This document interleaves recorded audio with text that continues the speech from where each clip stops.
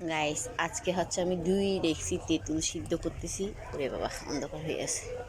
এই যে তেঁতুল অলরেডি সিদ্ধ করা শেষ, আরও এক ডেকচি সিদ্ধ করছি, এটা সেকেন্ড। তো এখন হচ্ছে যে অনেকগুলো তেঁতুল পচে গেছে, নষ্ট হয়ে গেছে, ফেলে দিছি। আর কিছু সিদ্ধ করছে আর কিছু আছে, একটাও কিন্তু বিক্রি করতে পারিনি। তো এখন এগুলো দিয়ে কি বানানো যায় দেখা যাক। গাইস আজকে আমি বানাচ্ছি হচ্ছে তেঁতুলের আমসত্ত্ব বানাবো। এই যে তেঁতুলগুলো সিদ্ধ করে নিলাম, 2 ডেকচি তেঁতুল সিদ্ধ করতেছি। এখন পুরো আমসত্ত্বর মতো করেই বানাবো। তো আগে সিদ্ধ করে নিয়েছি, এখন সেগুলোকে একদম মিক্সিং করে ফেলবো। এই যে তেঁতুলগুলো সিদ্ধ করে নিয়েছি, এটা একটু বেশি সিদ্ধ করে নিয়েছি, এর আগেরগুলো একদম পারফেক্ট হয়েছে। যাই হোক, এগুলো এখন হচ্ছে যে কি করে নিব, ছেঁকে নিব সবগুলো। গাইস এই যে আমি মরিচ ভেঙে নিচ্ছি, সাথে 5 ফোড়নও ভেঙে নিব।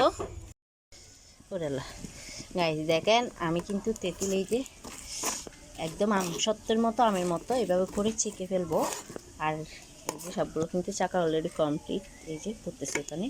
আর বিচিগুলো দেখেন কি সুন্দর করে হচ্ছে, এগুলোও খাওয়া যাবে।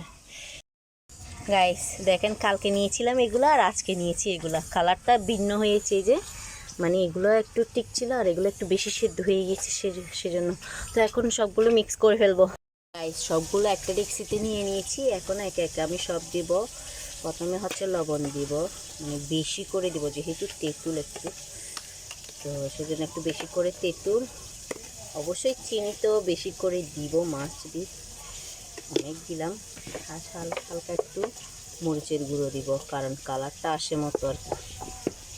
গাইস এখন সবগুলো মিক্স করে ফেলবো। এই যে এখানেই মিক্স করে নিই, তারপর চুলায় দিব, মিক্স করে চুলায় দিয়ে দিব, মিক্স করে নিব। গাইস এই যে আমি চুলার উপর দিয়ে দিছি, আর এখন একটু নেড়ে নিব, মানে নেড়ে নিব। চিনিটা গলে যাচ্ছে, এই যে সাথে লবণ আর একটু দিলাম। এরপর দিব আমি মরিচ আর হচ্ছে 5 ফোড়ন দিয়ে দিব। সবগুলো দিয়ে তারপর দিয়ে দিব। একদম আমসত্ত্বর মতো করে বানাচ্ছি, এটা পুরোটাই আমসত্ত্বর মতো, তেঁতুল সত্ত্ব। গাইস আমি আরও একটু মরিচ দিয়েছি, যেহেতু এটা তেঁতুল, একটু ঝাল ঝাল বানাবো, তো খেতে ভালো লাগবে।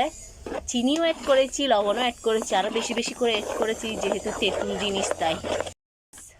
গাইস আমার তেঁতুলের আচার কিন্তু রেডি, তেঁতুল সত্ত্ব। তো এখন এটা রোদে শুকালে কি শুকাবে, মনে তো হচ্ছে না শুকাবে বলে, নাকি এরকম রেখে দিব বুঝতেছি না, জানি না কি করব এখন। যাই হোক, হয়ে গেছে কিন্তু আমার আচার। গাইস বানাতে চেয়েছিলাম তেঁতুল সত্ত্ব আর বানিয়ে ফেললাম তেঁতুলের আচার।